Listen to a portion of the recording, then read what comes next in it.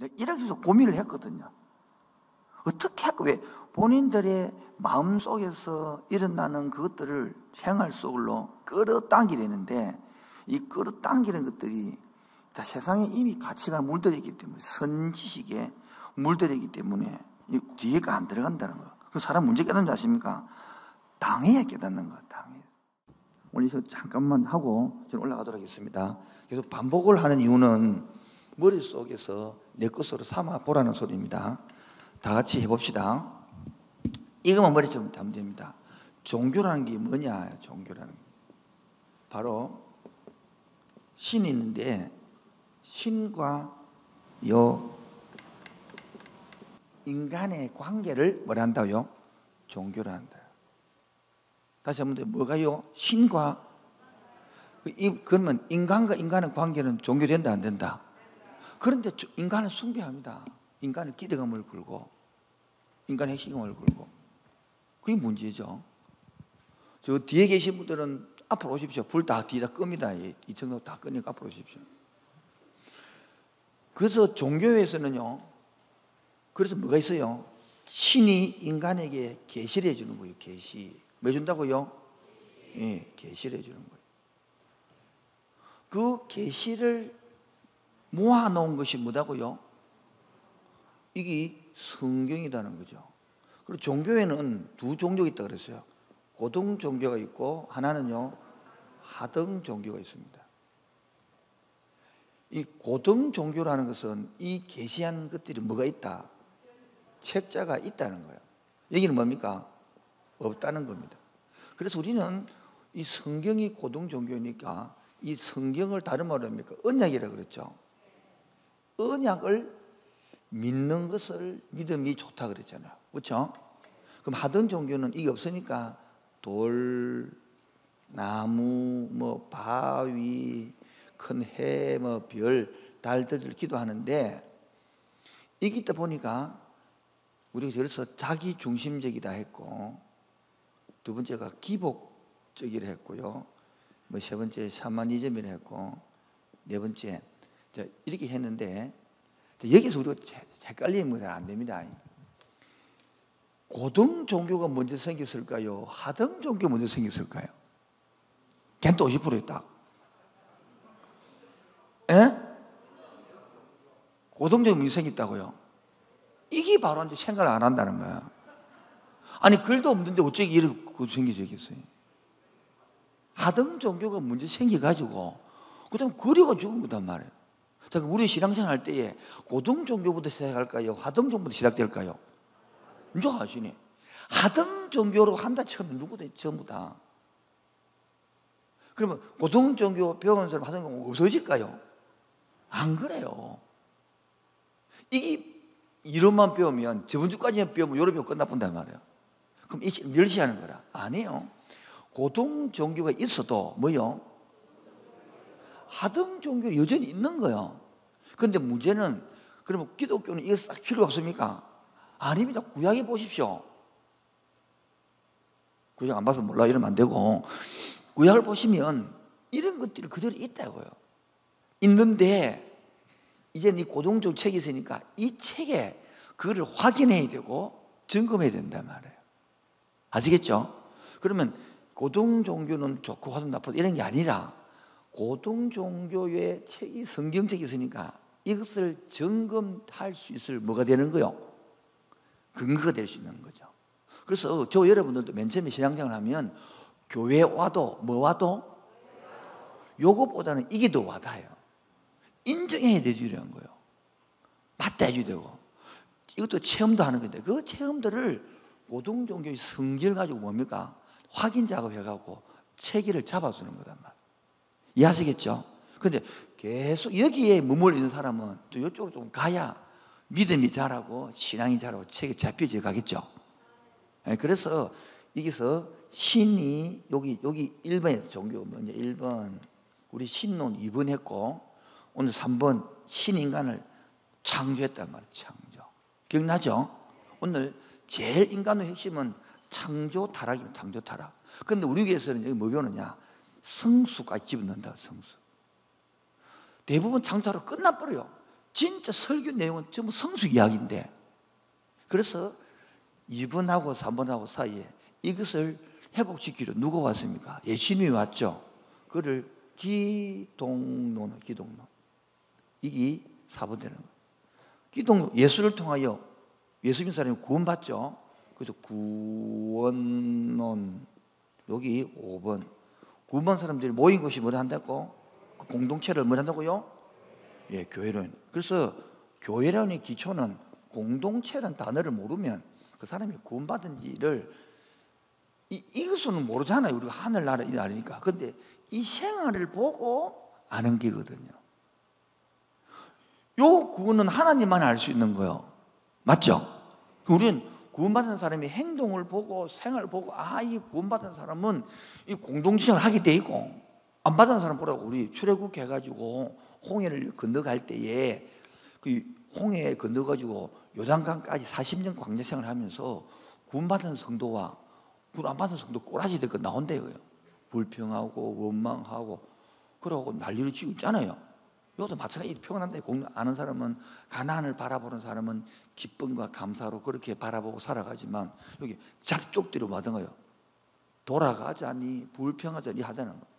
그 여기 안에서, 교회 안에서도 우리 한국 교회는 예수 믿는 사람 모아놓은 게 아니잖아요. 우리 한국 교회는 예수 믿을 사람도 모아놓은 거죠, 그렇죠? 그래서 이제 이 종말론이 되는 거예요. 자, 그래서 종말론은 우리 이제 그래서 여러분 성경계시록을 좀 알기 위해서 기억납니까? 1월 첫째 주 목요일 날 우리 부산에 경남에는 최고 때는 송 목사님 모셔가지고 그림으로 요한계시록을 쫙 뚫었습니다. 지금도 잘 모르겠거든. 유튜브 들어가면 요한계시록 치면 그게 딱 나오니까 그 그림으로 볼 수 있도록 만들어놨습니다. 오늘은 제가 큐트하게 하러 가야 되니까 이것도 안 하고 이것도 안 하고 뭐를 주러 가느냐면 인간론을 배우러 가요. 인간론. 뭐 배우러 간다고요? 그러니까 인간론을 배우려 하면 신론을 얘가 2시간 했습니다. 요거 분야를 잠깐, 여기 존재 한번 하루 했고 사역이라 한번 했습니다.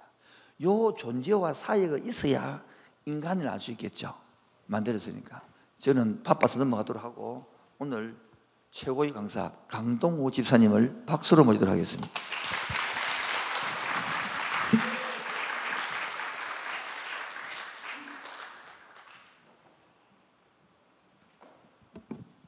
네, 반갑습니다.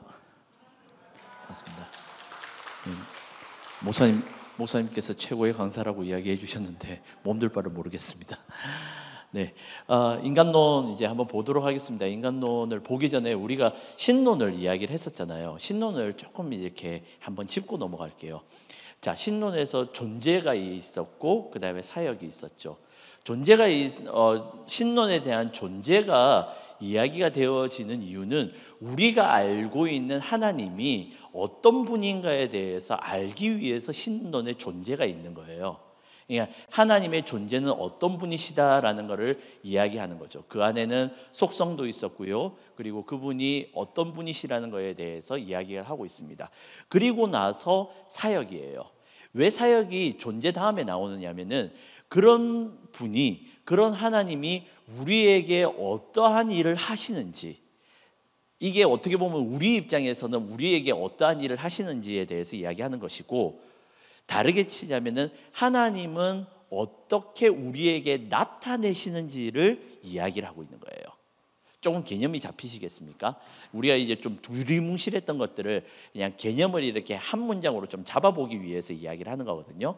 신론에서 존재는 하나님은 어떤 분이시다라는 걸 이야기하고 있고, 사역은 우리에게 어떠한 일을 행하시고 또한 그분께서 어떠한 것들을 베풀고 계시는가에 대해서 이야기를 하는 겁니다. 그렇다면 하나님은 왜 이제 하나님께서 그냥 존재하시고 그냥 이렇게 일하시면 되잖아요. 하나님 일하세요. 뭐 꼭 굳이 제가 필요 있습니까? 이렇게 할 수도 있는데, 하나님의 가장 주된 일은, 자, 여기에서 이제 중요합니다. 하나님의 가장 주된 일은 바로 우리와 관계하시는 겁니다. 자, 다시 한 번 더. 하나님의 주된 일은 우리와 관계하시는 거예요. 왜 그러면 하나님은 관계를 하실까요? 그분 스스로가 관계하고 계시기 때문이에요. 어떻게 해요? 성삼위일체, 성부 하나님, 성자 하나님, 성령 하나님과 함께 관계하고 계시기 때문이에요. 그 관계가 곧 생명이고 그 생명을 우리와 관계함으로써 주시고 계시는 중이라는 거예요. 그래서 사실 우리가 지금 인간론을 이제 또 보아야 되고 나중에 구원론, 이게 사실 이게 지금 모든 이야기를 좀 관통하는 이야기예요. 신론부터 해서 종말론까지의 이야기를 관통하는 이야기가 뭐냐면은 하나님께서 그렇게 관계하셨기 때문에 우리에게 생명이 주어지는 것이고 그 생명을 통하여서 우리는 또한 내가 받은 생명을 하나님과 관계함으로써 있는 것이 아니라 더 넘어서 타자, 즉 만물에게까지도 관계하고 그리고 그 관계를 이끌어서 종말까지, 즉 그 종말이 하나님의 완전한 구원까지 이끌어 간다라는 거예요. 제 말 뜻을 이해하시겠습니까? 다들 지금 마스크만 쓰고 눈만 깜빡깜빡거리고 있어가지고 이해를 하고 있는지 저도 잘 모르겠지만, 아무튼 이 이야기는 무슨 뜻이냐면은 우리가 그냥 믿고 있는 우리가 그냥 알고 있는 하나님은 그냥 믿고 있는 하나님이 아니라, 제가 여기 강단에서 목사님이 강단에서 믿어라 해서 믿는 하나님이 아니라, 우리는 그분을 알고 그분과 관계함으로 인해서 생명을 얻는다라는 거예요. 그것이 중심이고 그 생명을 통하여서 다른 사람들, 다른 만물들에게도 생명을 나누어 주는 거예요. 그 통로에 우리가 있는 겁니다. 사실 이제 인간론을 이야기할 때에 사실 이야기가 들어가는 건데, 즉 우리를 하나님께서 인간을 창조하신 것은 단순하게 그냥 뭐 만들다 보니까는 흙이 좀 남아가지고 이렇게 쪼물쪼물짝 하다가 아담 하나 만들었네, 이게 아니라는 거예요. 특별하게 아담을 만들어서, 사람을 만들어서 그 사람과, 즉 나와 교제하시기 위해서 계획을 가지시고 작정하시고 예정하셔가지고 만들으셨다는 거예요. 그리고 그 관계를 통해서 생명을 주시기를 원하시고, 이 말씀이 있습니다. 스바냐서 3장 17절에 보게 되면은 내가 너로 인하여서, 그가 너로 인하여서 기쁨을 이기지 못하신다는 거예요. 여러분들, 하나님은 전지전능하시잖아요. 하나님은 전지전능하신데 기쁨을 이기지 못한대요. 기쁨을 이기지 못할 수 있어요? 전능하신 분이 어떻게 기쁨을 이기지도 못하나요? 스스로 감정을 통솔을 못하세요? 하나님 왜 그러세요? 아니라는 거예요. 그만큼 우리와 관계 맺고 싶어 하시고 생명 주고 싶어서 안달나신 분이 하나님이시라는 거예요. 그 인간을 통하여서 하나님은 만물을 새롭게 하고 만물을 회복시키시려는 계획을 가지시고 계십니다. 그렇기 때문에 여러분들은 한 사람 한 사람이 소중한 존재라는 것입니다. 예, 좀 길었죠. 이거를 이야기를 하고 이제 좀 넘어가야 돼가지고, 목사님이 꼭 하라고 하시더라고요. 아무튼 자, 오늘 이제 인간론을 할 건데, 오늘 제가 어떻게 지금 진행을 할 거냐면은 오늘은 좀 여러분들에게 코스 요리를 조금 드리려고 합니다. 좀 코스 요리하니까 좀 우아하고 좀 이렇게 비싸고 이런 것 같죠. 오늘 조금 이 인간론, 딱딱한 인간론을 제가 조금 이제 코스 요리로 한번 이제 진행을 해보려고 합니다. 자, 이제부터 여러분들에게 에피타이저를 드리겠습니다. 에피타이저는 뭐냐면은, 자, 제가 폰을 안 들고 왔네요. 제가 폰이 있어요. 핸드폰이 있는데 아이폰이에요. 아이폰 아시죠? 어른폰도 아니고 아이폰. 네, 웃어주세요. 자, 어른폰도 아닌 아이폰을 이제 딱 가지고 나왔어요. 그 아이폰을 가지고 나왔는데, 제가 파워블로그예요. 파워블로그. 우리 어르신들은 잘 모르겠지만 파워블로그라고 뭐 이제 뭐 물건들을 이제 막 소개하고 막 가르쳐주고 하는 그런 블로거들이 있어요. 그래가지고 파워 블로거가 딱 나와가지고 여러분들이 이 아이폰이 말이죠. 아이폰의 기능에는 이런 것들이 있어요. 카메라 3개예요.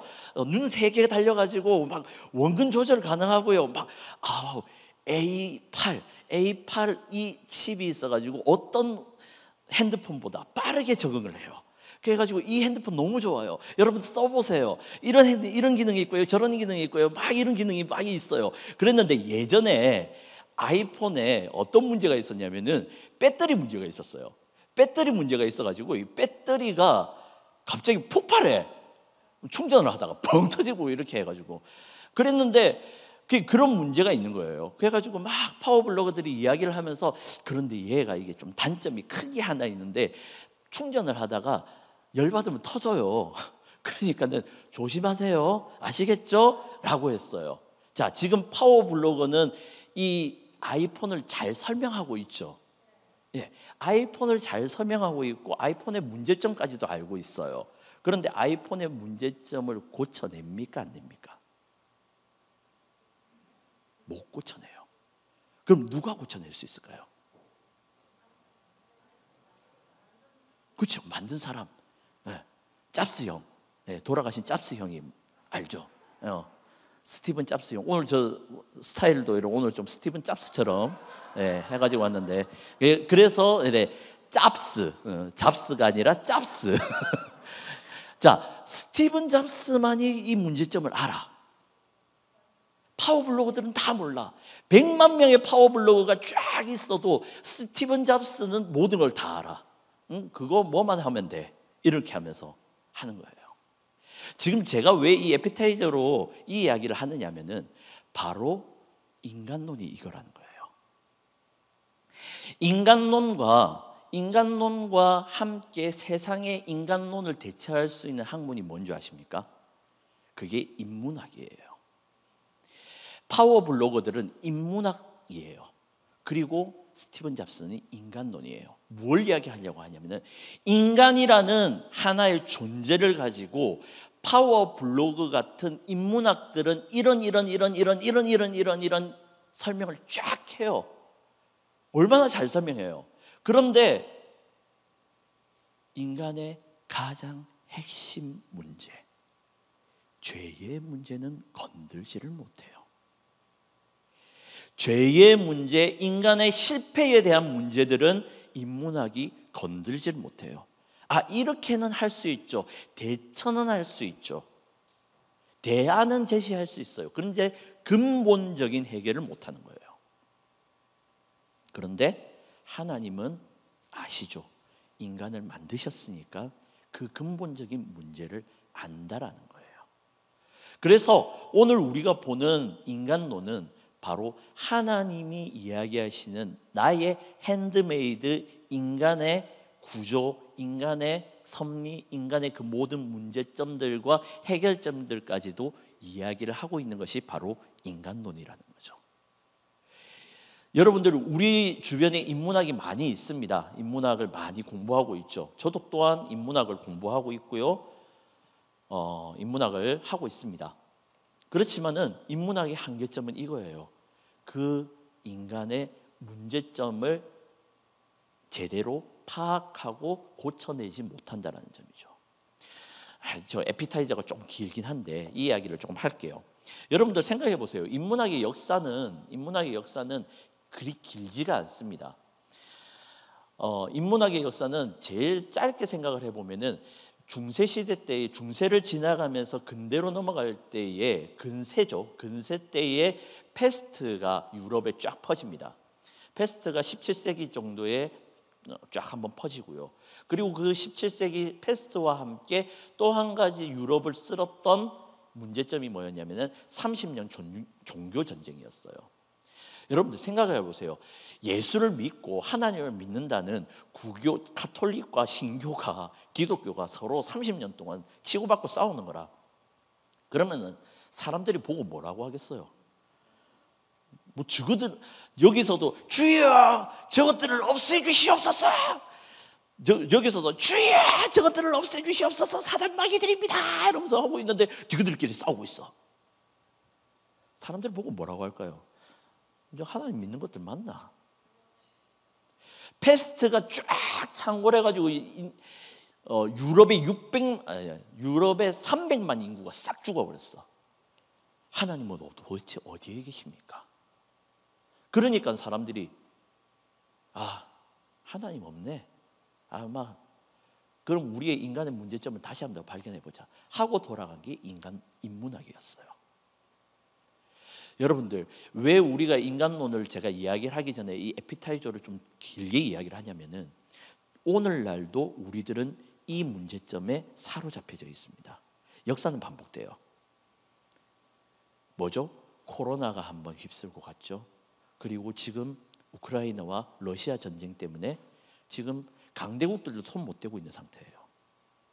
이 상황 가운데서 하나님은 어디 계시는 걸까 하면서 사람들은 오히려 인문학을 찾죠. 그런데 여러분들 기억하세요. 인문학의 역사에 종말점이 있었어요. 언제? 세계 1, 2차 세계대전. 인문학이 발달해가지고 유토피아를 이루었어요. 유토피아가 될 거라고 생각을 한 거예요. 그래서 여러분들 우리 1999년에서 2000년 넘어갈 때 어떤 일이 있었어요? 막 Y2K 해가지고 막 정말 이러면서 일을 생각했잖아요. 그런데 1899년에서 1900년대로 넘어갈 때는 어땠는지 알아요? 유토피아를 꿈꿨어요. 우리처럼 20세기에서 21세기 넘어갈 때에 불안해하지 않고 19세기에서 20세기 넘어갈 때에는 신나했어요. 야, 이제 드디어 우리에게 유토피아가 올 것이다. 이러면서 막 그때 막 이제 그렸던 그림 보면은 막 핸드폰도 있고요. 막 이런 것들 많아요. 그런데 그렇게 되지 못했죠. 바로 1910년도에 제1차 세계대전, 1930년도에 제2차 세계대전. 유럽의 인구의 3분의 1을 죽여버리는, 세계 전체의 3분의 1을 몰살시켜버리는 전쟁들이 일어나 버리는 거예요. 그러니까 어떻게 생각돼요? 야, 이것도 아닌가벼. 그래, 네 생각 내 생각 옳다. 이래가지고 포스트 모더니즘 생기고. 오늘날도 마찬가지입니다. 오늘날도 우리가 코로나가 지나가고 그리고 전쟁이 일어나는 이 상황 가운데서 인간의 문제점, 인간이 가지고 있는 해결해야 되는 그 최대의 문제점은 인문학과 세상의 학문이 아니라, 제가 지금 인문학과 세상의 학문을 하지 말라는 소리가 아니에요. 그것들이 중요한 게 아니라 오늘 우리가 배우는 인간론에서 하나님이 뭐라고 이야기하시는가를 보아야 한다라는 것이죠. 그래서 오늘 지금 이 순간 귀를 쫑긋 눈을 반짝하고 들으셔야 됩니다. 오늘 열심히 준비했거든요. 자, 그래서 인간론을 이제부터 해볼 건데, 자, 이제 세상이 보는 인간은, 자, 이제 볼게요. 자, 어떻게 뭐 첫 번째 에피타이저 맛은 좀 있으셨어요? 네, 자, 두 번째 에피타이저 조금 나갑니다. 자, 세상이 보는 인간, 그리고 하나님이 보는 인간, 어떤 점으로 다를까요? 어떻게 다를까요? 세상이 보는 인간과 하나님이 보는 인간. 예, 이야기해 주세요. 진화와 창조. 그렇죠. 진화. 그리고 창조. 또 네? 역할과 존재.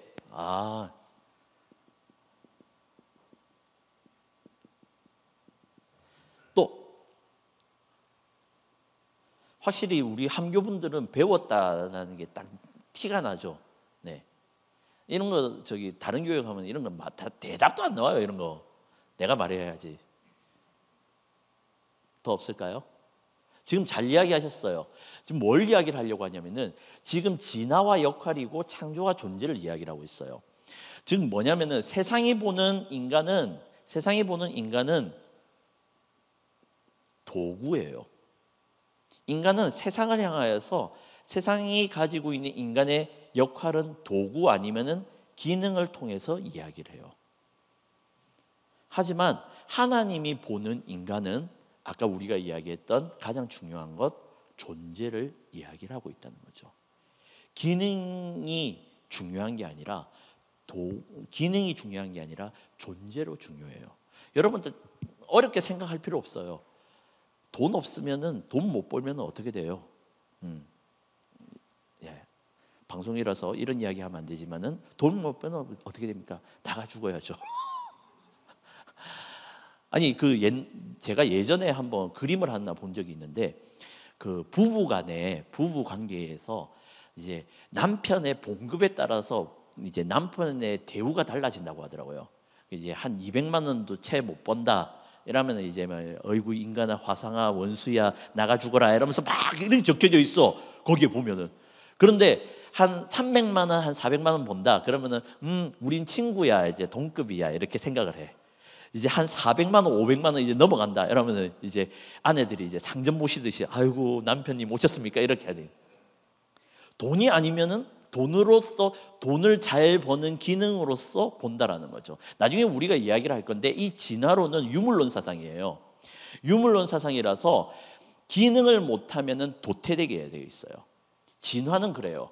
진화는 약육강식이고 진화는 약자는 생존에서 약한 것들은 도태게 되게 되어 있어요. 도태되게.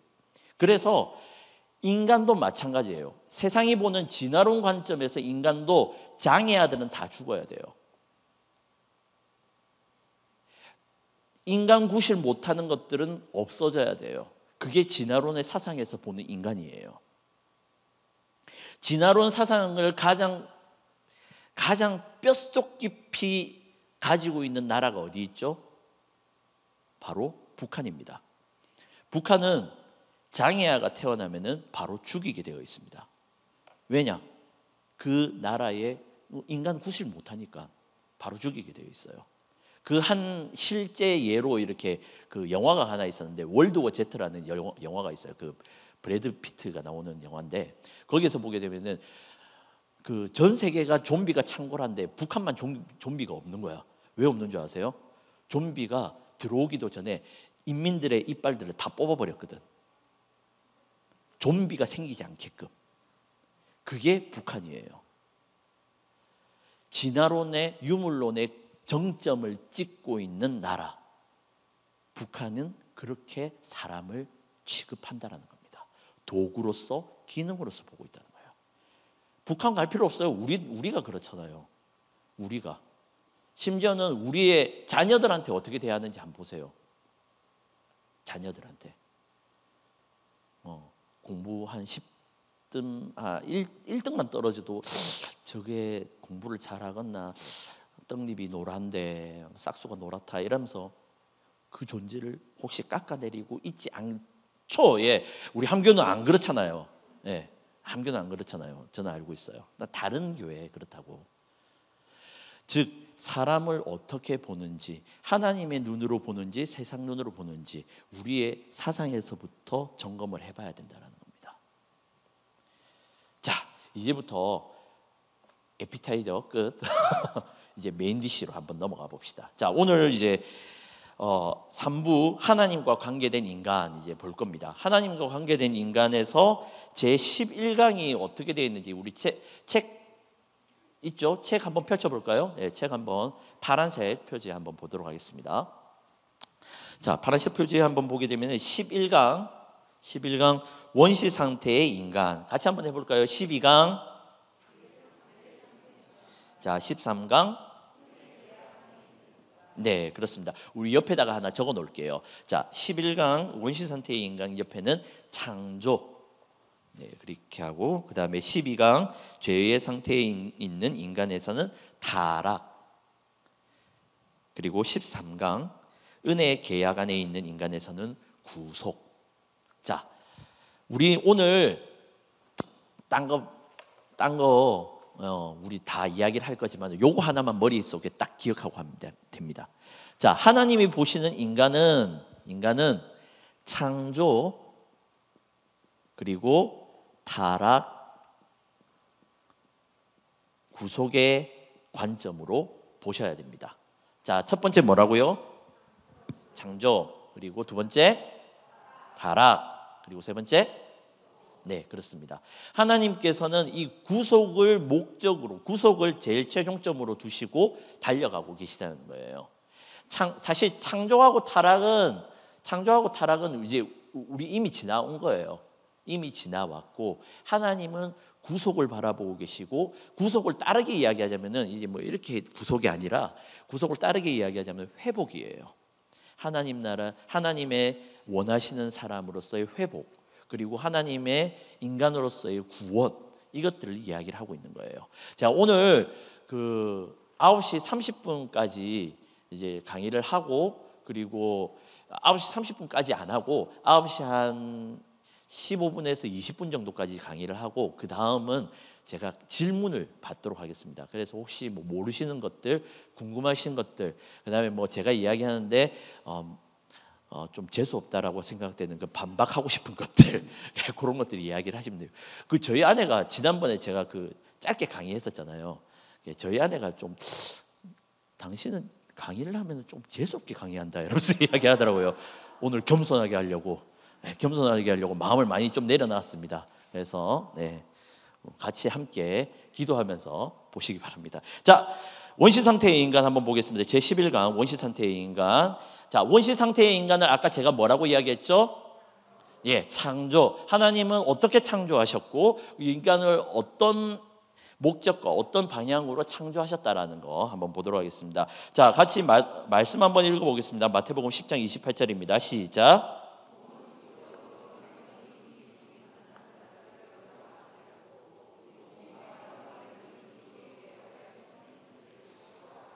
그렇죠. 여기에서 이제 나오는 가장 중요한 부분은 뭐냐면은 하나님께서 창조하실 때에 우리의 보고 있는 이 몸만 창조하신 것이 아니라 영혼까지도 창조하셨다라는 거예요. 그래서 예수님이 이야기를 할 때에 너희 그거 몸뚱아리 죽을 것 때문에 걱정하지 말아라. 몸뚱아리 외에 몸뚱아리와 함께 영혼까지도 손을 보시는 하나님을 두려워해라 라고 이야기를 하는 거예요. 즉 우리의 인간은 몸과, 즉 육체와 영혼으로 존재되어 있다는 것을 이야기하고 있는 부분입니다. 자, 인간의 본질적인 요소 첫 번째, 하나님의 최고의 거처품인 인간은 어떻게 구성되어 있는가, 이것을 아는 것이 인간 이해의 기본이다. 네, 그렇습니다. 인간은 어떻게 지금 아까 제가 에피타이저로 쭉 한번 좀 설명을 했어요. 그것들을 머릿속에 좀 기억을 해 주시길 바라요.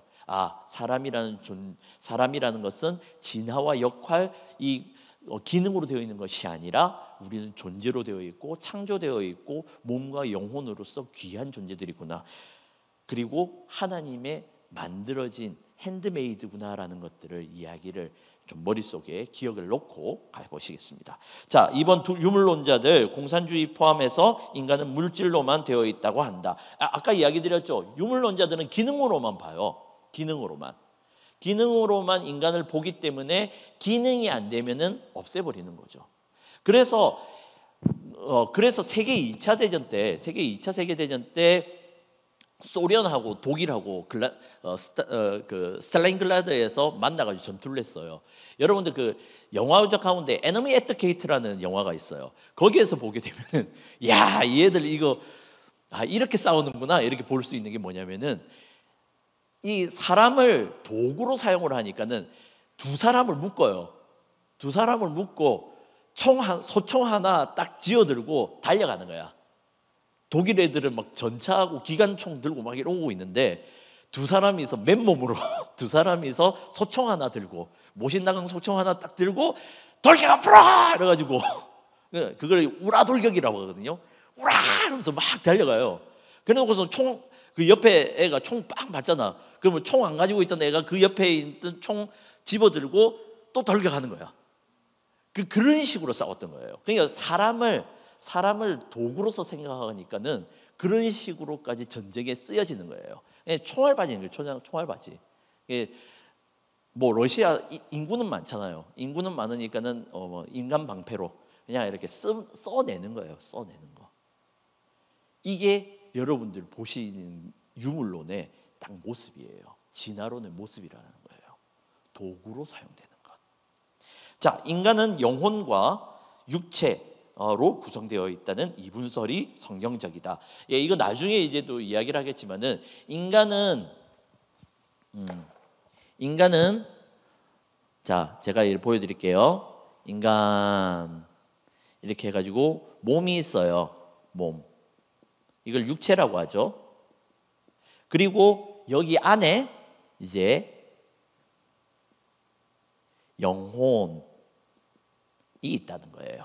그런데 이 영혼을 이분설로 하게 되면은 육체와 영혼으로 나누는데 삼분설을 하게 되면은 이게 또 나눠져요. 영과 혼 이렇게 나눠지는데 일단은 우리 개혁주의 신앙과 그리고 함께하는 교회에서는 이분법으로 이분설로 이야기를 합니다. 몸과 영혼으로. 사실 삼분설로 이야기하게 되면 꽤 어렵게 되고 이게 잘못하면 이단으로 넘어갈 수 있기 때문에 그래서 삼분설이 아니라 이분설로 이야기하고 있다는 거. 자, 하나님께서 사람이 창조하신 몸은 두 가지로 이루어져 있습니다. 뭐로? 다시 뭐로? 그렇죠. 육체와 영혼으로. 네, 피와 살로 되어 있는 것이 아니라 육체와 영혼으로 되어 있다는 겁니다. 예, 피와 살 아닙니다. 예, 영혼과 육체. 그렇기 때문에 이게 세상이 보는 관점과 하나님이 보시는 관점이 다르다라는 거예요. 무슨 말인지 아시겠어요? 그냥 단순히 피와 살로서 보는 것은 기능으로 보고 있다는 거예요. 얼마만큼 잘 그 피와 살이 어우러져서 잘 움직이고 있느냐 이런 걸 이야기를 하고 있지, 하나님이 보시기에는 하나님이 그 몸을 가지고 나중에 이야기 나올 거예요. 하나님이 그 몸을 어떻게 만드셨어요? 모르신단 말입니까? 어떻게 만드셨어요? 그렇죠. 흙으로 만들었는데 뭘로 어떻게 만드셨냐고요?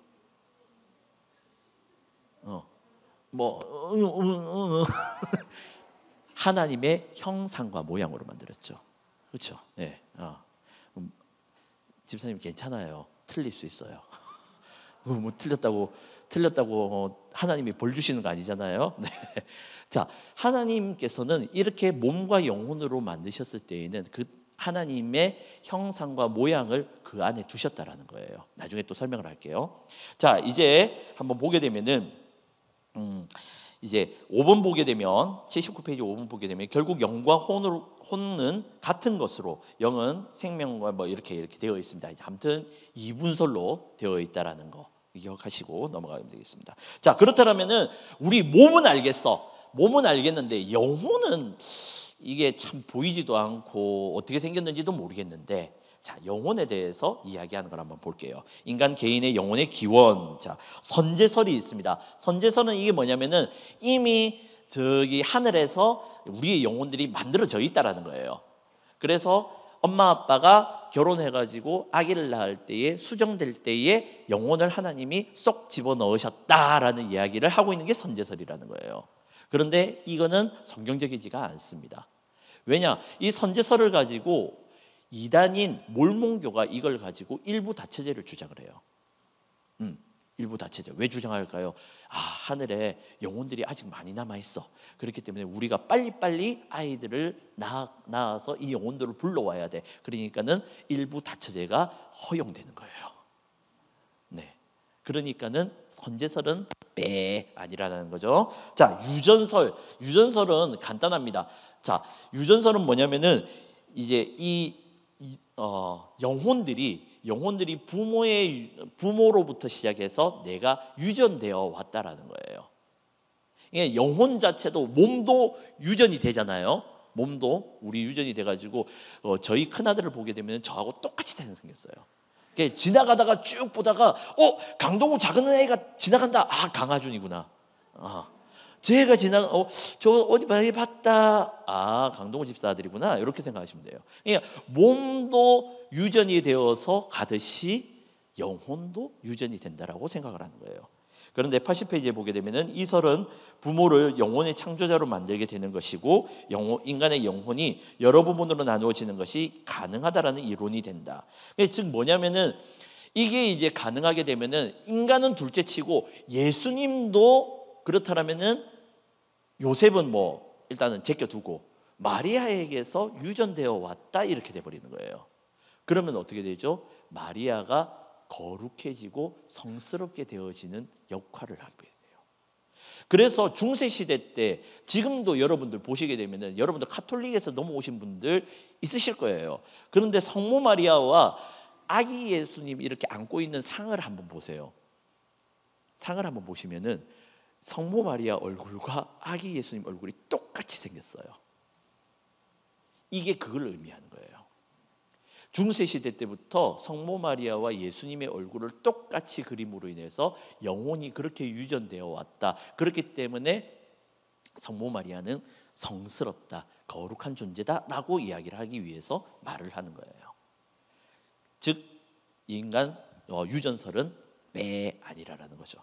그러면은 자, 세 번째 창조설입니다. 창조설은 하나님께서 직접 창조하셔서 그 영혼을 집어넣으셨다는 거예요. 그렇죠. 하나님께서 인간을 처음 만드셨을 때에 손으로 빚으셔가지고 흙으로 만드셔서 그리고 그 코에 생기를 하고 불어넣으시니 생명이 되었더라. 즉 하나님께서 그 영을 넣어 주신다는 거예요. 창조하셔서 만들어 주신다는 거예요. 그렇기 때문에 우리의 한 사람 한 사람의 몸이 핸드메이드가 아니라 한 사람 한 사람의 영혼 존재 자체가 하나님에게 있어서 특별한 존재라는 거예요. 여러분들 한번 옆에 분들한테 한번 보시면서 같이 한번 이렇게 이야기할까요? 하나님 너무 잘 만드셨네요. 네. 보고 안 하시는 분들 뭐 하시는 거죠? 보고 안 하시는 분들 서로가 쟤는 좀 하나님 안 만들었을까 이렇게 생각하십니까? 아니라는 거죠. 네. 자, 한번 보게 되면은 2번 보게 되면 이 설에 의하면 개인 영혼은 순수하게 창조되었지만 인류 전체가 짊어진 죄의 복잡성으로 말미암아 출생 전이라도 개인 영혼은 죄된 것이 된다. 즉 뭐냐면은 이게 무슨 말이냐면 여러분들 여기에 이제 탐사수가 있습니다. 이거 PPL인가요? 네, 물이 있습니다. 네, 물에 여러분들이 잉크 한 방울을 떨어뜨렸다 칩시다. 그러면 이 물은 어떤 색깔이 되죠? 그렇죠. 잉크색이 쫙 퍼지게 되죠. 즉 무슨 뜻이냐면은 아무리 하나님이 인간을 창조하셔서 영혼을 집어넣으셨지만은 인간의 몸, 즉 인류 전체가 죄로 인하여서 오염되어 있기 때문에 그 영혼이라 할지라도 오염이 된다라는 거예요.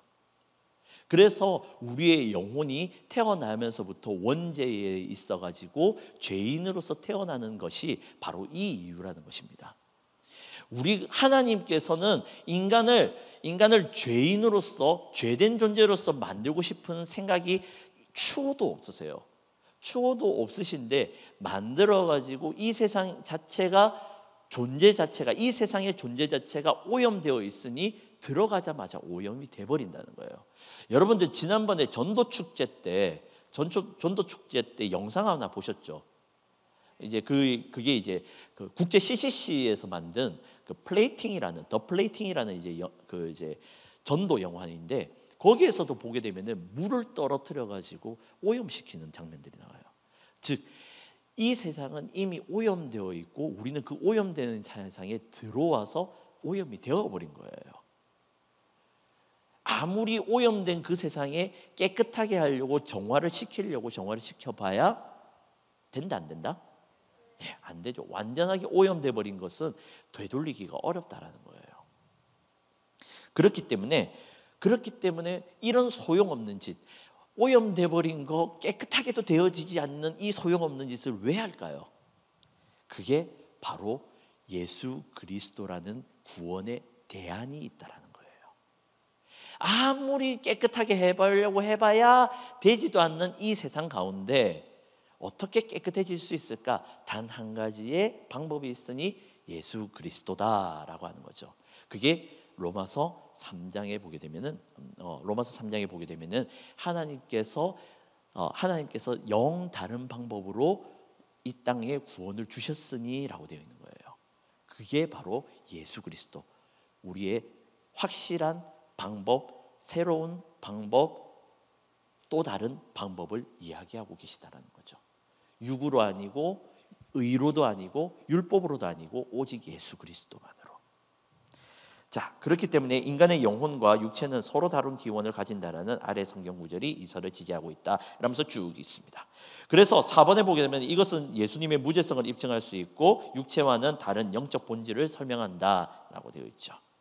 자, 이제 하나님의 형상인 인간을 한번 볼게요. 하나님의 형상인 인간을 한번 볼게요. 여기에서 이제 여러분들에게 메인 디시가 아닌 사이드 디시를 드릴게요. 뭐냐면은 자, 이제 여러분들 사이드 디시. 자, 하나님의 형상이라는 거예요. 하나님의 형상 좀 어렵잖아요. 이걸 제가 한번 설명을 해볼게요. 뭐냐면은 여러분들 우리 그 12명의 신약의 12명에 누가 있었죠? 제자 말고 이걸 12명의 제자라고 표현을 하면은 70명이 더 남아 있어요. 그러면 나는 제자 아이가 이렇게 돼요. 자, 12명의 사도. 네. 사도. 자, 이 사도를 헬라어로 번역하게 되면 뭘까요? 예, 죄송합니다. 예. 우리 박현중 간사님. 패스. 네. 네, 아포스톨로스라고 하는데 이게 뭐냐면은 또 다른 말로는 뭐냐면은 총독입니다. 총독이에요. 무슨 뜻이냐면은 총독은 어떤 역할을 하고 있습니까? 황제가 곳곳을 다닐 수가 없으니 황제를 대신해서 제일 믿을 만한 애를 보내는 거예요. 그래서 네가 내 대신에 나의 어떤 선정, 나의 어떤 마음, 나의 어떤 이 정치를 네가 좀 펼쳐다오 해가지고 보내는 것이 총독이라는 거예요. 그래서 로마 총독들은 반드시 들고 다니는 것이 있어요. 뭐냐면은 황제의 깃발입니다. 황제의 깃발을 들고 가야지 이제 총독으로서 나는 로마 황제 아우구스토스의 대리자로 왔다 이렇게 하는 거예요. 자, 이걸 왜 이야기하냐면은 바로 우리들의 모습이 이거라는 거예요. 12명의 사도를 예수님께서 지정해 놓으신 것은 세상의 왕 되신 예수님께서 이 땅 가운데에 12명을 남기셔서 예수님이 하셨던 삶과 행위, 말 모든 것들을 보이라라는 거예요. 총독이 황제의 그 모습을 보이는 것처럼. 그럼 자 보세요. 식민지에 강동우라는 총독이 왔어. 강동우라는 총독이 딱 왔는데 강동우라는 총독을 딱 보면서 어떤 느낌이 들어요? 뚱뚱하구나, 짧구나, 배 나왔구나, 생긴 거 이상하게 생겼구나, 이게 아니에요. 우리를 총독이 딱 하면서 도로를 닦아라, 건물을 지어라, 여기 치수가 잘 안 된다 이러면서 이렇게 막 하고 있는 거예요. 그러니까 막 고쳐주고 막 이렇게 그 도로 정비 사업 해주고 막 이렇게 하니까는 사람들이 어떻게 보겠어요? 오메, 강동우 총독 진짜 멋지네. 강동우 총독 누가 보냈노? 로마 황제가 보냈다더라. 엄마야, 황제 대단한 분이시네. 아이고, 황제님 감사합니다. 지금 개념이 잡히세요? 하나님께서 우리들을 하나님의 형상과 모양으로 만드셨을 때에는 이것을 이야기를 하는 거예요.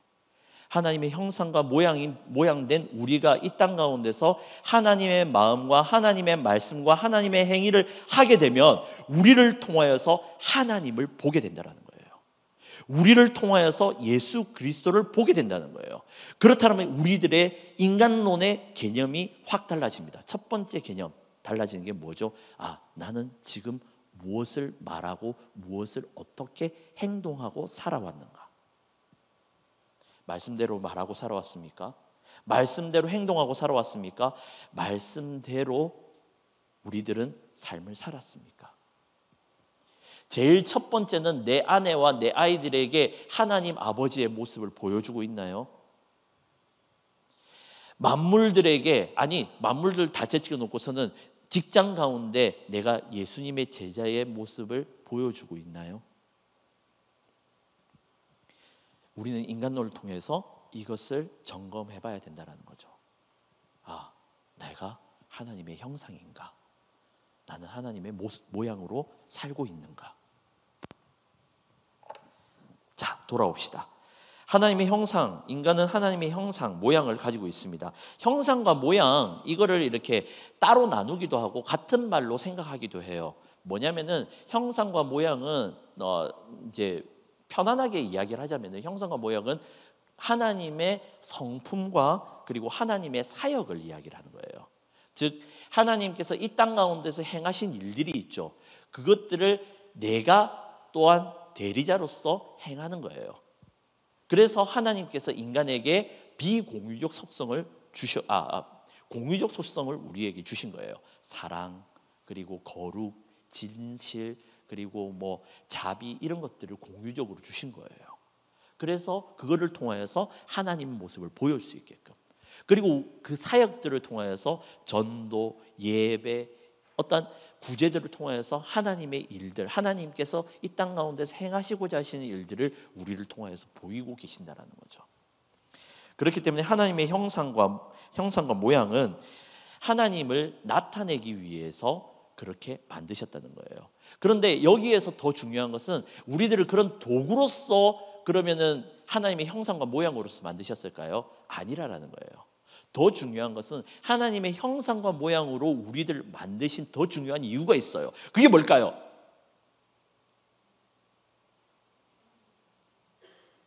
갑자기 질문하니까 모르시겠죠?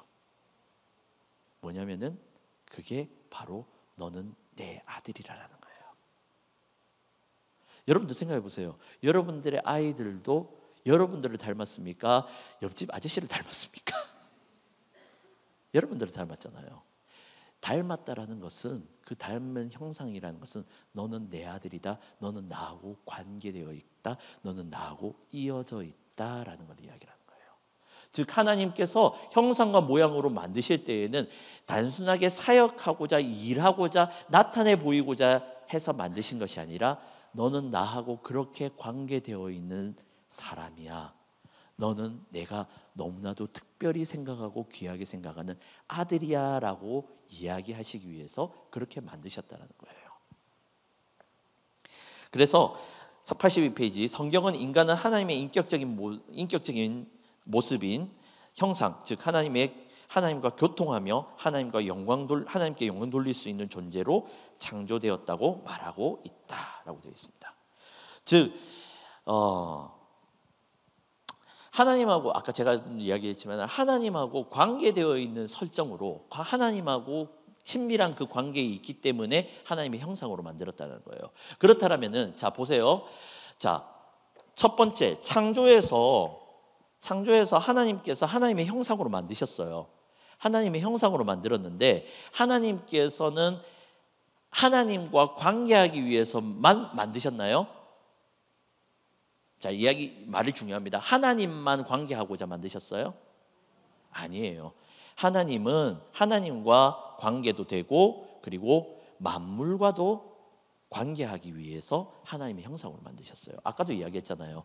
만물을 통하여서, 만물이 아담이 행하는 모습을 통하여서 하나님을 보는 거예요. 동물들이 꿀꿀꿀꿀 꿀꿀꿀꿀, 아이고 나한테 열매를 주시는 아담님 감사합니다, 그 뒤에 하나님 감사합니다 하면서 이렇게 하기 위해서, 그러면서 만물과 관계가 되어 있는 거예요.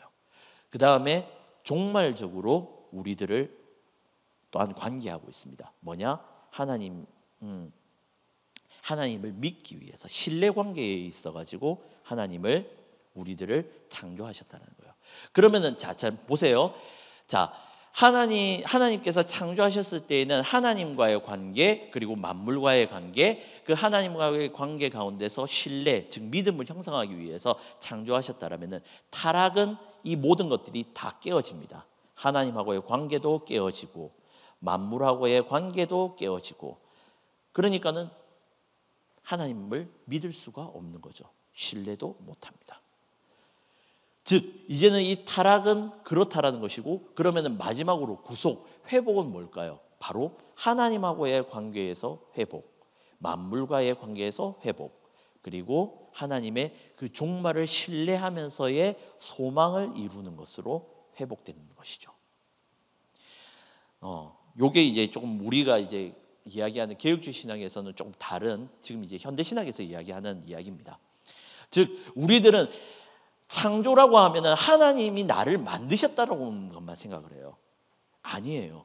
그렇게 생각하면 편협적이에요. 그렇게 생각하니까는 한국 교회가 하나님만 믿고 이웃은 제껴두는 거죠.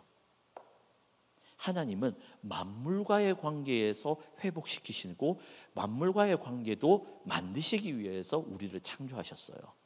그렇기 때문에 우리들은 이웃 사랑해야 돼. 예수님께서 이야기했잖아요. 너희는 마음을 다하고 힘을 다하고 생명을 다하여서 한 주 너의 하나님을 사랑해라. 그리고 네 이웃을 내 몸과 같이 사랑해라. 이것이 율법과 선지자들의 강령이니라. 예수님도 그렇게 이야기하신 거예요. 율법은 이거 두 개밖에 없다라는 거예요.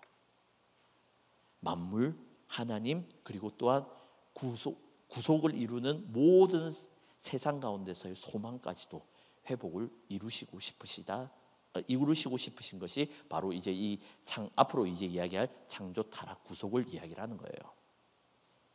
자, 그렇다면은 이제 쭉 한번 볼게요. 그 다음부터는 사실 이제 조금 그냥 읽고 넘어가 버리면은 되는 이야기예요. 지금 제가 핵심적인 이야기들은 좀 길게 이야기하고 있어요. 이 부분만 집중해서 보시면 되겠습니다. 자, 인간 존재에 대한 로마 카톨릭의 견해는 자연적 은사, 초자연적 은사 뭐 이렇게 이야기를 하고 있는데 결국에는 얘들은 생각하기에 이제 만들어진 것에 의해 가지고 하나님의 의를 집어넣는다 이런 식으로 이야기를 하는 거예요. 아니에요. 그게 아니라 그러니까 얘들은 태어나면서부터 하나님의 형상이 아니라 만들어져 간다라고 생각을 해요. 하나님의 형상으로 만들어져 간다. 말은 좋은 것 같아요. 말은 좋은 것 같은데 아니에요. 이미 하나님이 우리들을 태어나면서 창조 때부터 하나님의 형상으로 만들어 놓고 가신 거예요. 하나님의 형상으로 만들어 놓고 가신 거예요. 그럼 왜 우리들의 모습은 이따입니까? 저는 왜 이렇게 키가 작고 배가 뿔뚝하고 못생겼을까요? 하나님 왜 이렇게 저를 만드셨을까요? 이게 아니라 바로 하나님께서 만드신 것은 이 모양을 만드신 것이 아니라 하나님의 마음, 하나님의 성품을 주셨다라는 거예요. 그럼 하나님 성품 주셨으면 제가 왜 성질이 이따위예요? 분노 중독에다가 생긴 것도 이렇게 뾰족하게 생겨가지고. 근데 그게 아니라라는 거죠. 결국에는 하나님의 형상은 제한적이에요. 즉 하나님께서는 만드셨을 때에 창조하셨을 때에 완전하게 만드셨지만은 죄로 인하여서 왜곡되고 오염되고 고장나 버렸다라는 거예요. 그렇기 때문에 내가 우리를 이렇게 뭐라고 해요? 다시 내가 내를 봤을 때에 거울 앞에 딱 내가 내를 봤을 때에 아이고 참 어째 이렇게 만들었노 이렇게 하는 게 아니라 나는 죄로 인하여서 지금 고장나 있구나. 그렇기 때문에 나는 회복 중이구나. 나는 그렇기 때문에 나는 하나님께서 거룩하게 만드시고 계시는 중이구나. 다르게 이야기하면은 아이고 공사 중입니다. 불편을 끼쳐드려서 죄송합니다. 이렇게 하는 거예요. 자, 우리 옆에 분들과 한번 이렇게 인사할까요? 예, 공사 중입니다. 통행에 불편을 끼쳐드려서 죄송합니다.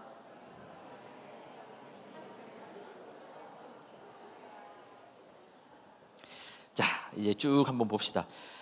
자, 아까 제가 이야기한 부분이 이 부분이에요. 4번에 보게 되면은 4번에 인간 영혼에 대한 개혁주의 견해 여기에서 보게 되면 이러한 자연적 현상은 죄로 말미암아 상실되지 않았지만 모호하게 되었다. 이게 뭐냐면은 왜곡되었고 고장났다라는 것을 이야기를 하는 거죠.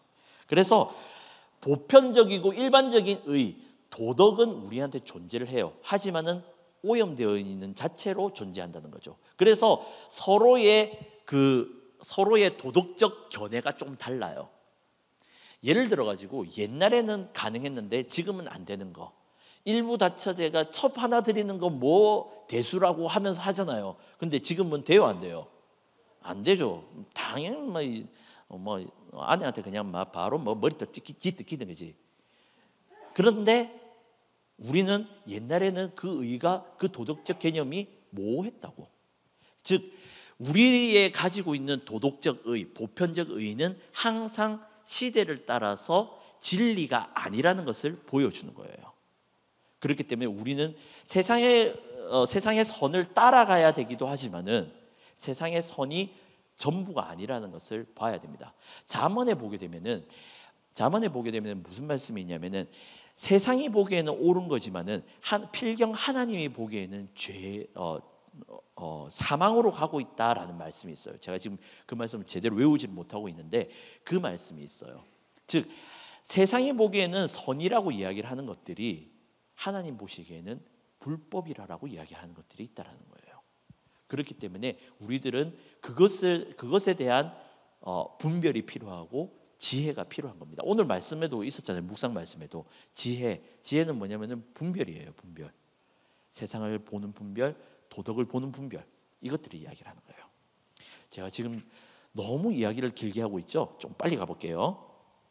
자, 84페이지 6번에 보게 되면 그래서 넓은 의미로 보면 인간은 아직도 하나님의 형상이고 혹은 하나님의 형상을 가진 것이다. 뭐냐면은 제가 이야기하는 거지만은 지금 완전하지가 않다라는 거예요. 완전하지가 않고 회복 중인 것이고 만들어져 가고 있는 중이에요. 이거를 이제 신학적인 용어로 펼쳐보면은 already but not yet 이렇게 되는 거예요. 이미 만들어졌지만, 이미 창조로서 하나님 형상을 만들어졌지만 그러나 온전하지 않다. but not yet 이렇게 되는 거예요. 자, 행위 계약 속에 있는 인간 뭐냐면은 창세기 2장 16절부터 17절에 하나님께서 야 아담아 너 동산 중앙에 있는 열매 따먹지 마라. 모든 거 다 먹어도 되는데 저거 먹지 마라고 이야기를 한 거예요. 그게 행위 계약이에요. 행위로 언약을 맺은 거죠. 먹으면 죽어, 먹으면 뒤지는겨 이렇게 말하는 거죠. 그런데 어떻게 했어요? 그거 다 먹었죠. 그래서 뒤졌어요, 안 뒤졌어요? 네? 그렇죠. 아유 정확하게 대답하셨네. 죽지 않고 쫓겨나 버렸죠. 하나님 그것도 사랑입니다. 죽이지 않으시는 것도 사랑이에요. 그래서 뭘 입히세요? 그렇죠. 가죽옷. 가죽옷은 그냥 나왔습니까? 뭔가 하나 죽었다라는 거죠. 아담과 하와를 대신해서 뭔가 하나가 죽었고 그 가죽옷을 입힌 거예요. 그때부터 대속 그리고 속죄 하나님의 구원의 방법이 거기에서부터 나오게 되는 겁니다. 자, 한번 볼게요. 행위 계약의 요소. 이게 보게 되면은 계약의 당사자는 우주의 주권자 되시는 삼위일체 하나님과 인류의 대표자 되는 아담이다. 이렇게 이야기를 하잖아요. 이거 되게 어렵잖아요. 딱 생각하면 이거 생각하면 돼요. 우리나라 축구 대표 12명. 11명이구나.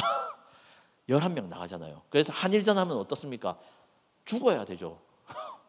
저거 못 이기면은 일본에 가가지고 저거 못 이기면은 바다 못 건너왔어요. 건너오면은 죽었어요. 그러니까는 뭐겠어요?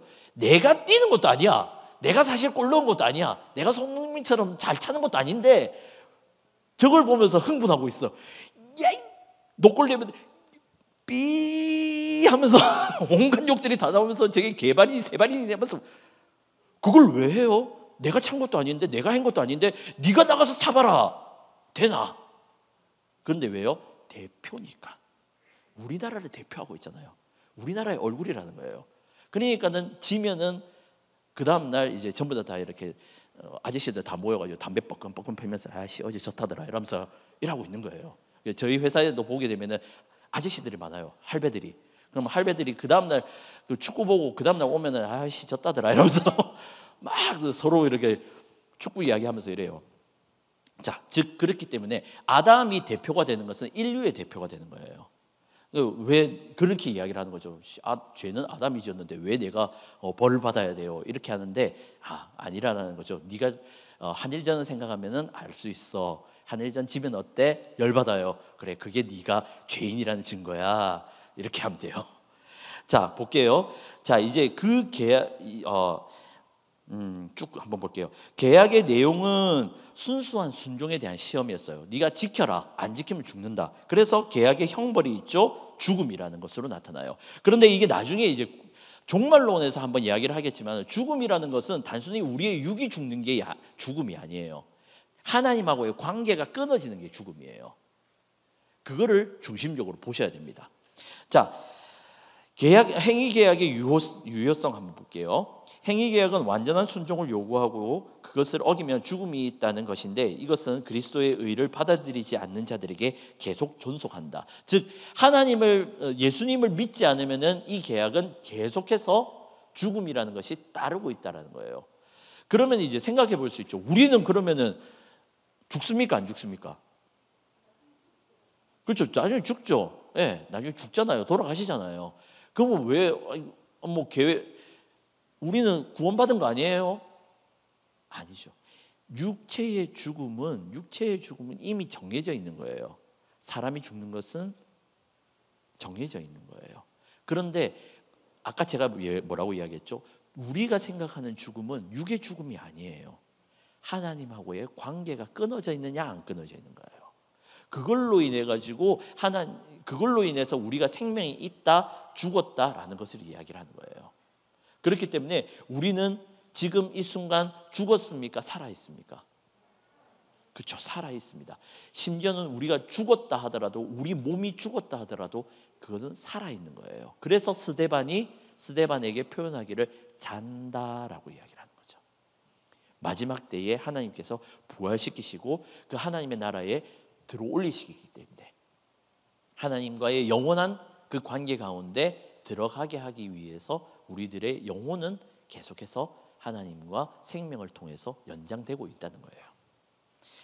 그러나 이 행위개혁은 그리스도 안에 있는 자들에게는 더 필요하지 않게 되었다. 왜냐하면 그리스도께서 인간을 대표해서 그 법적 요구를 응하셨기 때문이다. 뭔 요구를 응하셨죠? 죽음이라는 요구를 응하셨습니다.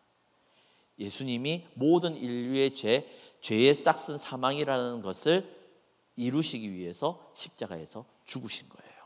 그래서 우리들은 더 이상 이 행위계약에 있을 필요가 없다라는 거죠. 그래서 이 행위계약이 인간 타락 후 효력이 나타낼 수 없는 것, 무력한 것이 되었으므로 더는 생명의 길이 되지 못한다. 그래서 행위 구원은 없다라는 것입니다. 그러면 구약의 율법은 지켜야 돼요, 안 지켜야 돼요? 구약의 율법은 지켜야 됩니까, 안 지켜야 됩니까? 그렇죠, 지켜야죠. 구원을 위해서 지키는 것이 아니라 하나님의 나라의 백성으로서 지켜야 되는 겁니다. 자, 죄의 상태에 있는 인간, 아까 이걸 뭐라고 했죠? 붙잡고 계십니다. 자, 이게 뭐라고 했죠? 타락입니다. 자, 조금 넘어가 볼게요. 그냥. 자, 최초의 죄는 결국에는 하나님께 불순종한 죄입니다. 뭘 불순종했죠? 따먹지 말라는 거, 따먹은 거. 그 계약을 어겨버렸죠. 인간이 선악과를 먹은 것은 하나님께서 금하신 명령을 어긴 것이기 때문에 죄가 된 것이다. 이것은 하나님의 뜻에 자기 뜻을 복종시키려 하지 않는 것이고, 지적인 면에서는 불신앙과 자만심이고, 의지적인 면에서는 하나님과 같이 되려는 욕망을 가진 것이고, 감정적인 면에서는 금지된 실과를 먹으려는 호기심에 따른 것이다. 자, 여기에서 한번 이렇게 동그라미 쳐볼게요. 지적인 면, 그리고 의지적인 면, 감정적인 면. 자, 이걸 통해 가지고 3번 보게 되면은 하나님의 형상을 상실하게 됩니다. 아까 제가 이야기 드렸죠. 창조되었지만은 오염되고 왜곡되고 고장나 버렸다라는 거죠. 자, 여기에서 이제 죄의 본질을 한번 들어가 보겠습니다. 죄는 이게 이제 죄는 특별한 악이다 뭐 이런 이야기를 하잖아요.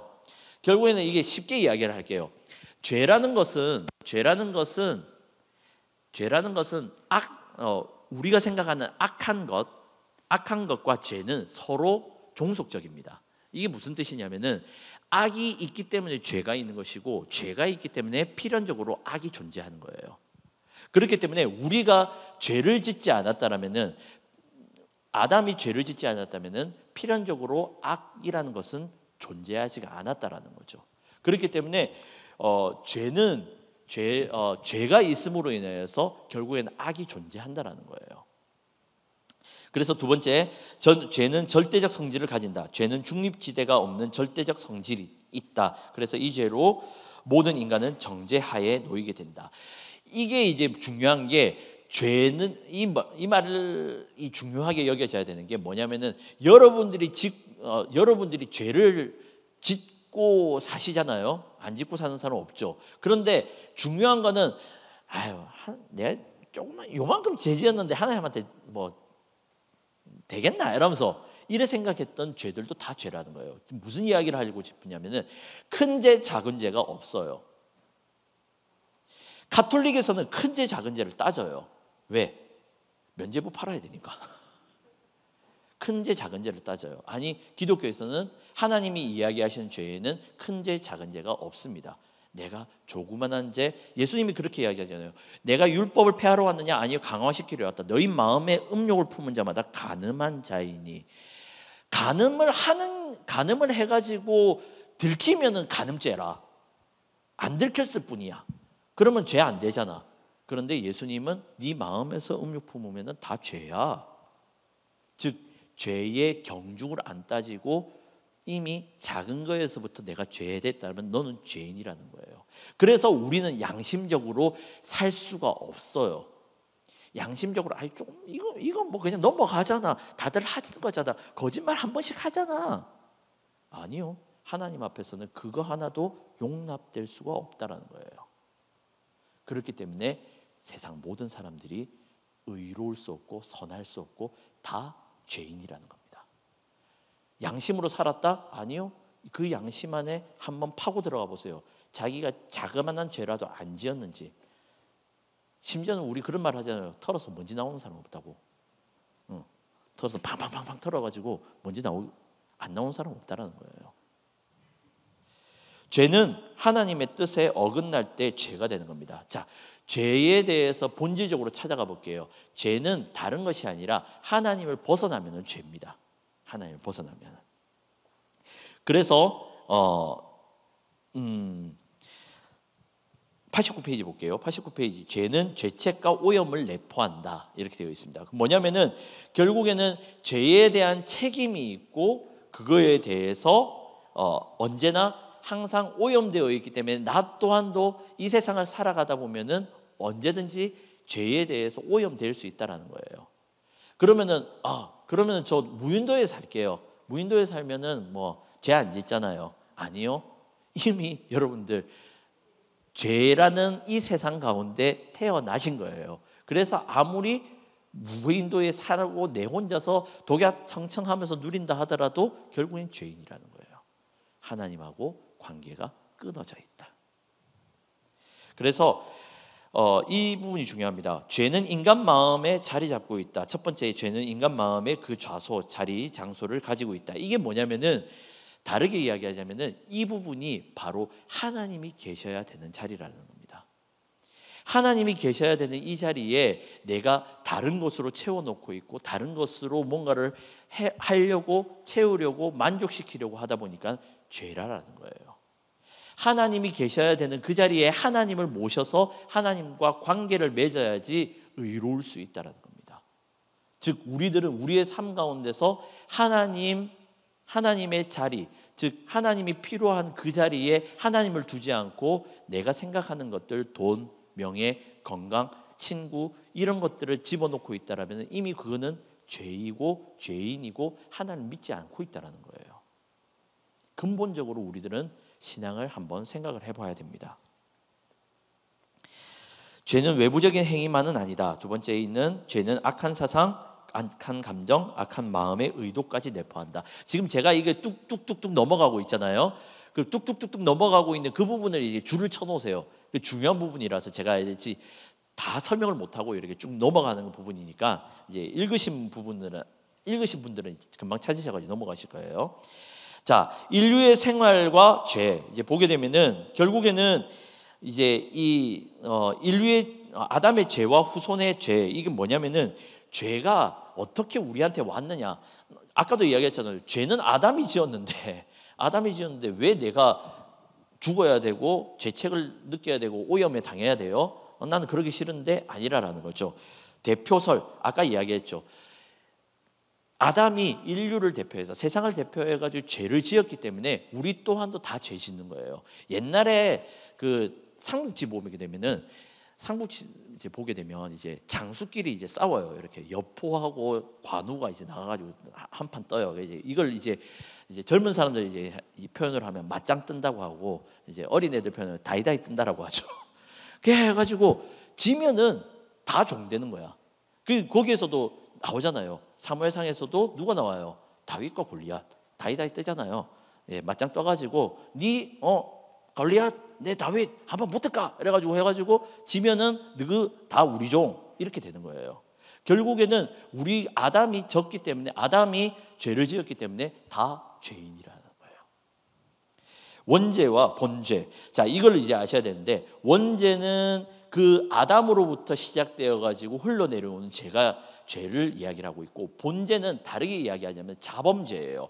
원죄를 통하여서 원죄의 그 영향, 그 경향성 때문에 또다시 우리들은 죄를 짓고 있다는 거죠. 그게 원죄와 본죄, 즉 자범죄를 이야기를 하는 겁니다.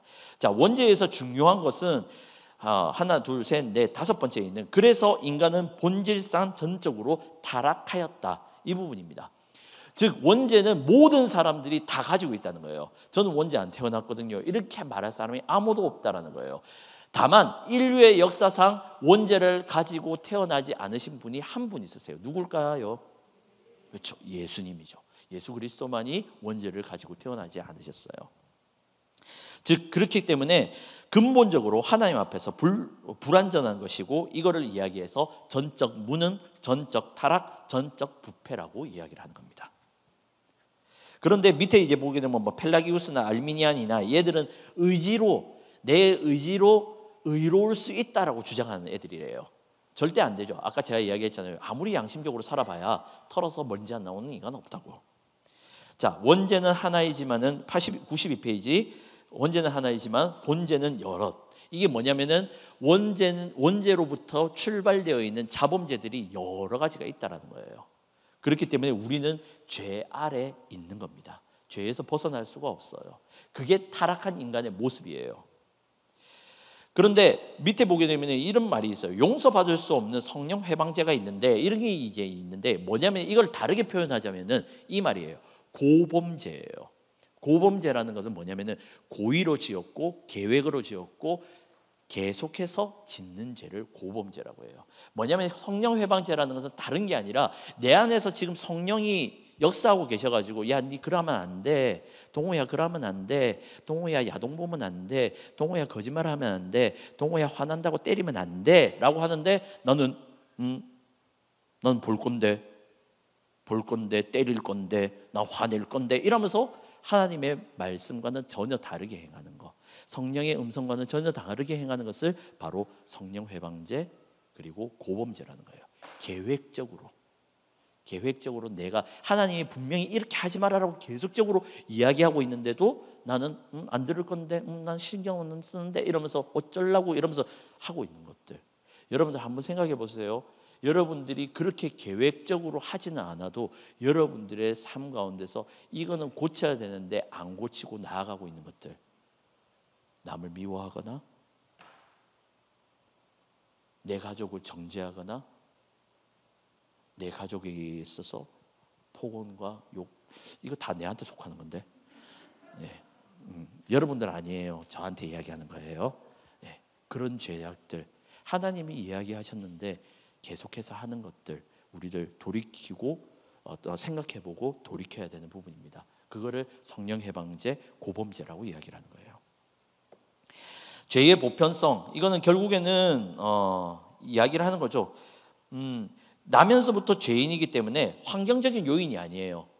내가 저 이렇게 살았던 거, 우리 목사님 그러잖아요. 제가 담임 목사님 그러잖아요. 100명 욕쟁이 할매 100명 있는 데서 살아가지고 계속 욕하신다고. 아니에요. 그냥 죄인이라서 그래요. 목사님 안 들으시죠? 그냥 죄인이라서 욕하는 거야. 환경적 요인이 아니라는 거죠. 설사 환경적으로 설마 환경적으로 선하다 하더라도 근본 자체는 죄인으로 태어났기 때문에 저도 그랬어요. 저도 전도사 사역할 때까지만 하더라도 욕 같은 거 못했어요. 욕을 어떻게 해? 10원짜리 어떻게 붙여? 이랬는데 제가 지금 일하다 보니까, 공장에서 일하다 보니까는 나와요. 그냥 자연스럽게 나와요. 그냥 안 되면은 일하다가 안 되면은 나와요. 나와요. 지은 나오고 시은 나오고 뭐 이렇게 온갖 총천연체에서 욕들이 다 나와요. 그건 저 안에 다 내포되어 있는 죄에서 나오는 거예요. 그래서 뭐 니는 의롭나? 아니죠. 저도 죄인이라는 거죠. 그래서 마지막, 모든 인간은 그리스도 예수 안에 구속이 필요한 것이다 라는 거죠. 그래서 이제 구속으로 넘어갑니다. 은혜 계약 안에 있는 인간. 자, 보세요. 디모데후서 1장 9절을 보게 되면은 하나님이 우리를 구원하사 거룩하신 소명으로 부르심은 바로 이게 구속의 이유라는 거예요. 하나님의 구원하심의 이유예요. 우리의 행위대로 하심도 아니요. 이게 부르신 것은 우리를 구속하셨다는 이유가 되는 거예요. 우리의 행위대로 하심이 아니요 오직 자기의 뜻대로 영원전부터 그리스도 예수 안에 우리에게 주신 은혜대로 하심이라. 즉 하나님께서 우리를 구원하신 이유가 첫 번째는 부르심이었고 하나님의 뜻이었다는. 두 번째는 첫 번째는 부르심, 그리고 두 번째는 하나님의 뜻. 그런데 어떻게 부르셨다고요? 그리스도 예수 안에 있는 은혜대로 부르셨다는 거예요. 은혜로. 그냥 우리가 어떠한 행위를 해서 받은 것이 아니라 하나님께서 부르셨기 때문에. 자, 이거를 그래서 이야기를 하는 거예요. 목사님께서 이야기하잖아요. 나라 3요소 있죠? 뭐죠? 땅, 백성, 주권. 백성은 어떻게 된다고 했습니까? 까먹으셨다. 이러면 안 됩니다. 백성은 어떻게 됩니까? 내가 돈 벌어서 따서? 아니죠. 선택하니까. 하나님께서 선택하셨기 때문에. 그렇기 때문에 우리들은 백성이 되는 거예요. 어떻게? 내가 돈 벌어서 땄어요? 돈 벌어서 하나님 예뻐하니까 너 돈 잘 버니까는 너 내 백성 돼? 이렇게 하는 거예요? 아니요. 하나님의 예수 그리스도의 십자가의 은혜대로. 십자가의 어떻게 좀 더 신론에서 끌어서 가지고 온다면은 예정하신 대로. 예정 전 작정으로.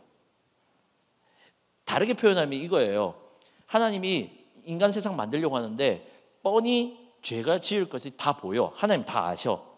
야, 이거 만들면 이거 뻔하게 죄 짓겠는데. 그랬더니 성자 예수님이 아버지 걱정 마이소. 내가 죽을게요. 죽을 테니까는 자 구원해 주이소. 이렇게 하는 거예요. 그렇게 해서 구원받은 거예요.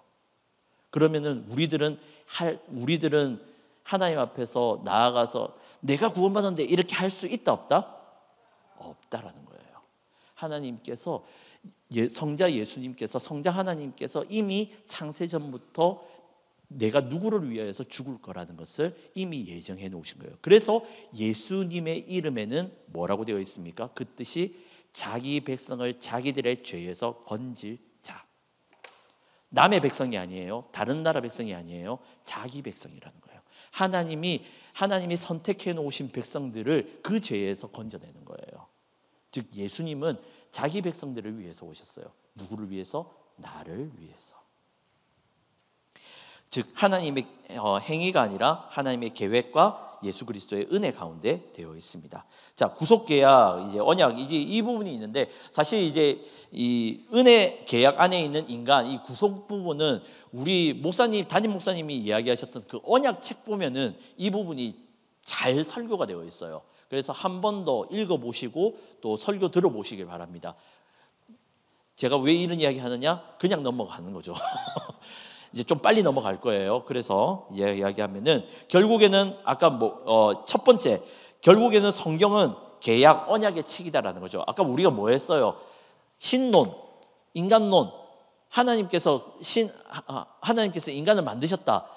저는 제가 좀 거꾸로 설명을 해요. 뭐냐면은 하나님께서 인간을 만드셨다. 인간이 타락을 했어. 인간을 타락을 했으니까 예수님을 보냈어. 예수님을 보내가지고 구원을 시켰어. 구원을 보낸 사람들이 모여가지고 교회를 만들었어. 교회 만든 사람들이 결국에는 하나님의 나라를 이룰 거야. 종말론. 여기 조직 신학 뭐 안에 다 들어가 있다? 성경 안에 다 들어가 있다. 요 말이에요. 그런데 하나님께서는 신론부터 해서 종말론까지 무엇으로 이끌고 가고 계시다? 언약으로 이끌고 가고 계시다라는 거예요. 궁극적인 하나님의 마지막 계약, 하나님의 마지막 약속은 내가 새하늘과 새 땅을 통하여서 너희들과 함께 할 거야.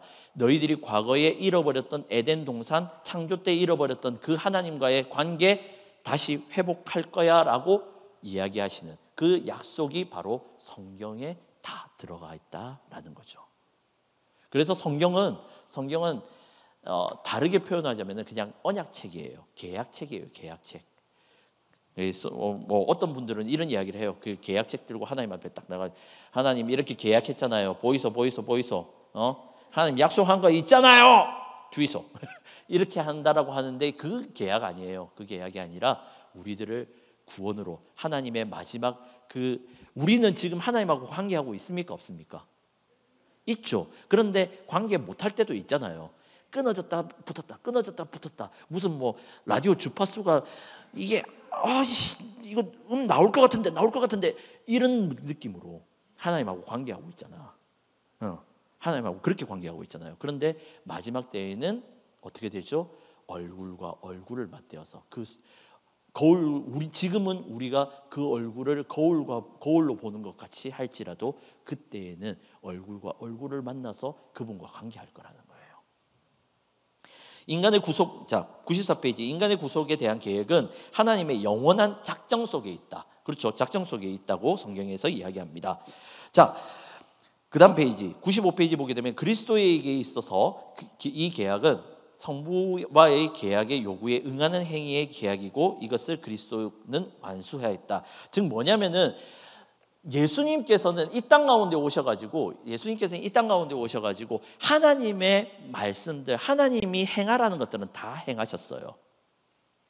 어떻게 행하실 수 있으셨을까요? 목숨을 다 하시긴 하셨죠. 어떤 방식으로? 그게 제일 최종적이고 십자가는 제일 최종적이고 십자가만을 이야기하는 게 아니에요. 지금 쟤는 예수님의 전 삶이 하나님의 말씀을 온전하게 완수하였어요. 어떻게? 성령님을 통하여서.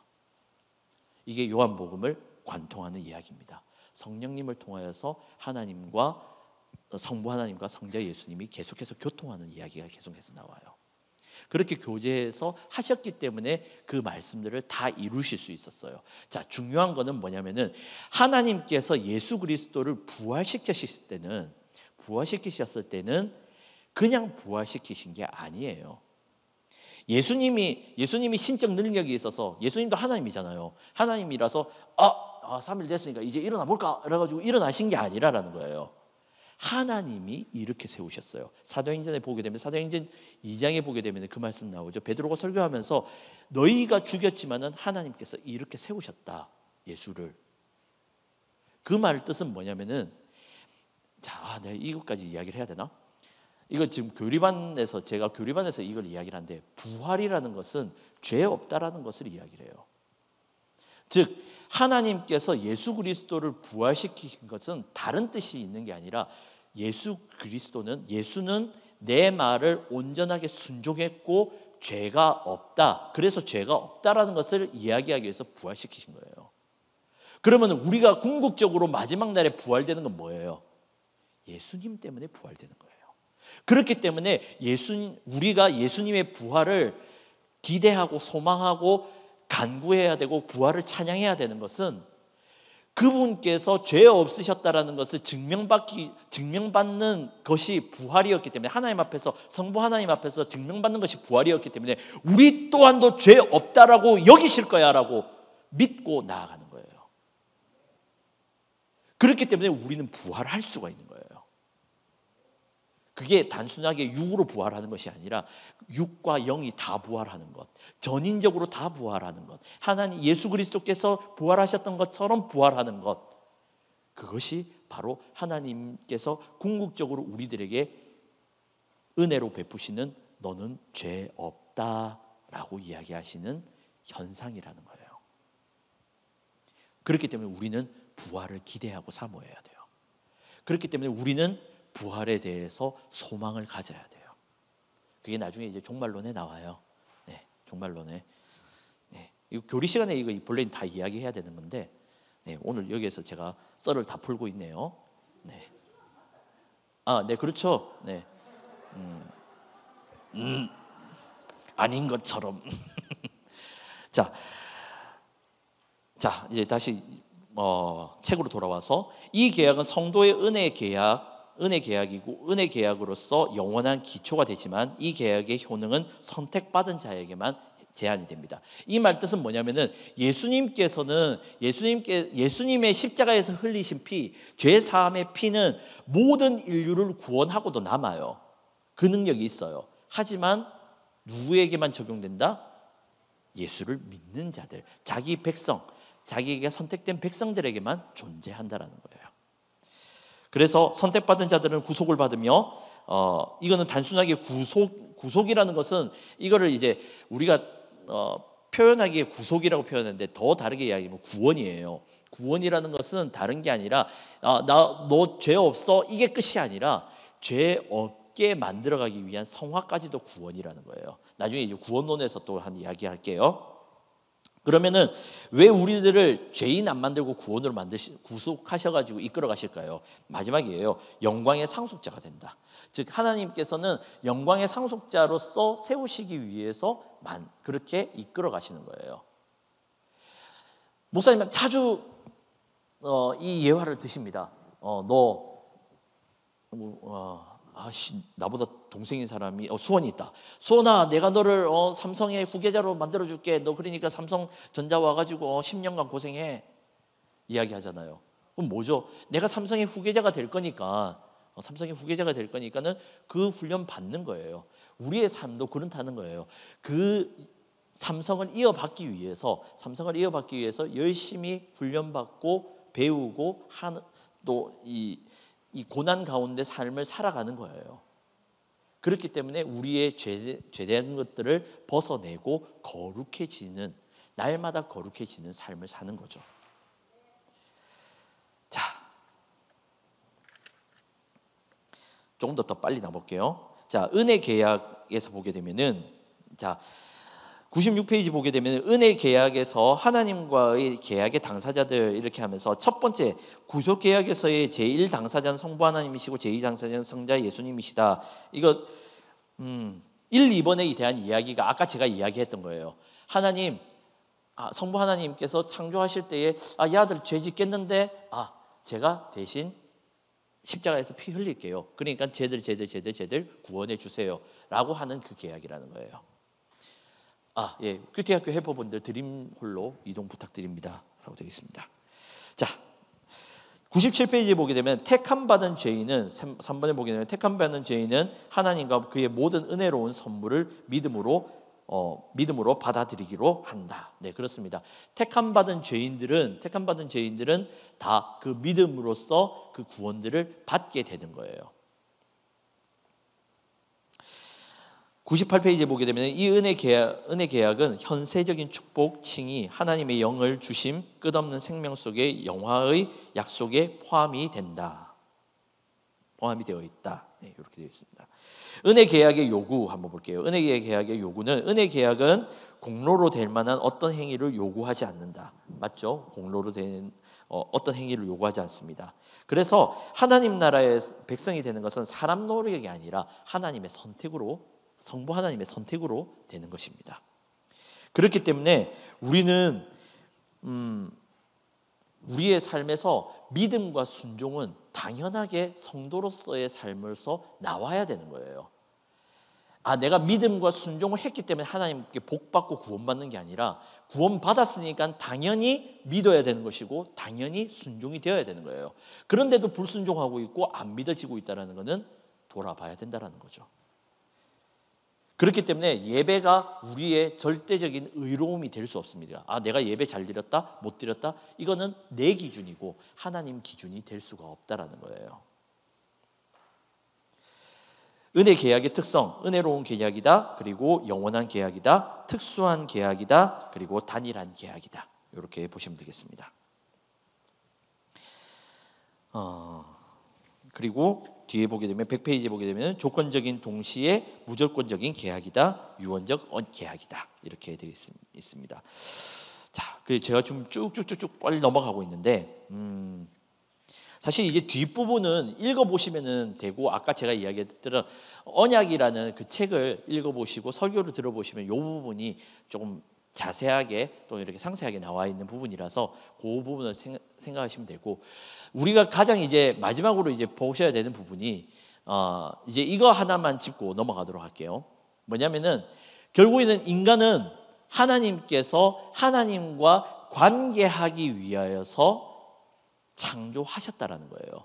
그 관계는 단순하게 내가 혼자 있으니까 심심하니까는 관계하는 게 아니라 그 관계를 통하여서 우리들에게 생명을 주시기 때문에 생명을 주시고자 해서 관계를 맺는 거예요. 그러면 내가 생명 받아가지고 단순하게 내 생명 받은 것으로 끝나느냐? 아니요. 그 생명을 하나님의 그 의와 뜻을 세상 만물들에게 알려주기 위해서 또한 만물들과의 관계에서 우리들은 창조되었다는 겁니다. 그렇기 때문에 우리들은 믿음으로써 하나님을 의지하고 있고 신뢰하고 있는 거죠.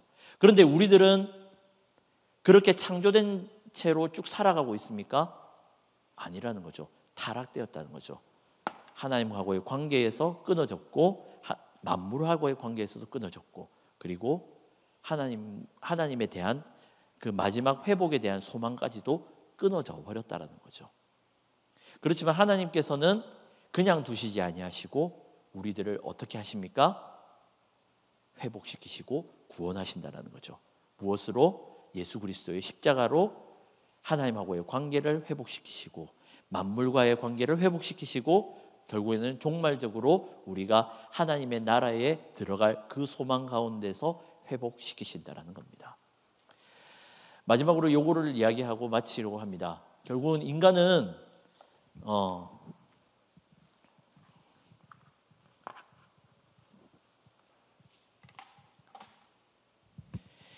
창조되었습니다.